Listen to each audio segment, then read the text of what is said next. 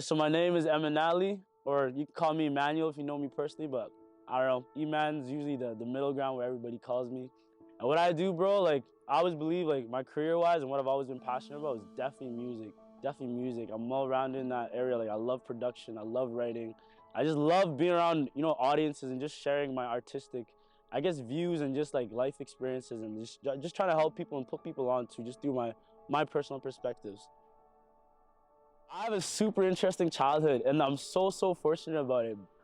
Because before moving to Canada, I actually grew up in a refugee camp in Kenya.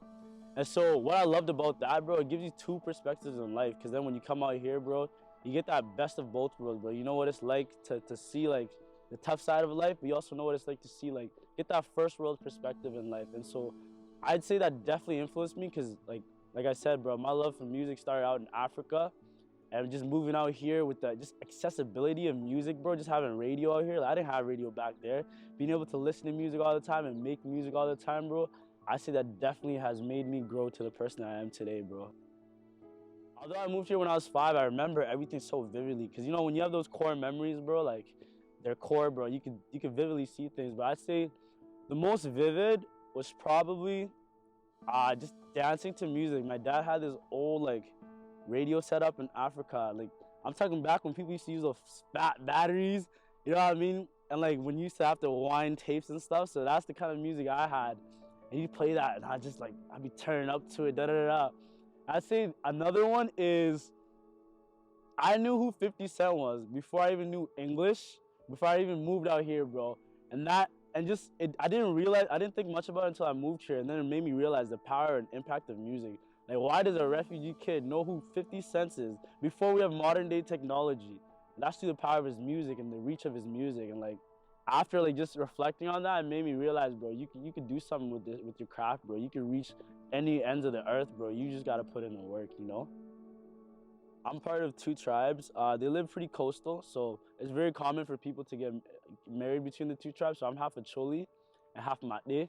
And so my mom's like full of Choli, so she's always blasting Choli music and just cultural music. She does cultural dance too, like, you know what I mean? She does her thing at the fringe. She gets called out to venues and like just stuff like that. So like, she really put me onto music, bro. And like, how that helped me, especially today, is because now I'm taking my cultural music background and heritage and pumping that into my music. And like, so they're not all out yet, but I have all this stuff in the vault and I'm just so excited, and like I look so forward to sharing that with the world, bro. Because now I feel like I'm whole as an artist, because now I'm not just telling you where I want to go, but I'm also telling you where I've been, bro. How that really adds together to make me who I am today and to add to that Emanali. Because even my name Emanali, like growing up in Africa, so this is how I came up with the name. So growing up in Africa, my nickname was Somali, right? Because funny story, so I live in the camp, so there's surrounding neighbors and people too, right? So we live with Somalians, Ethiopians, Congos, all that stuff in the camp. And so I came up when I was born. I was kind of a late baby. I didn't darken yet, so my nickname was just Somali. And so that was my name just growing up in Africa. But moving here, I went by Emmanuel, my government name.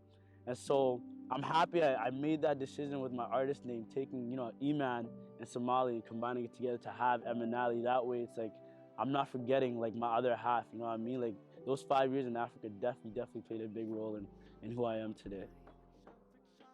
If you were to tell me or just show me footages of myself right now to my younger self in Africa, I wouldn't believe it.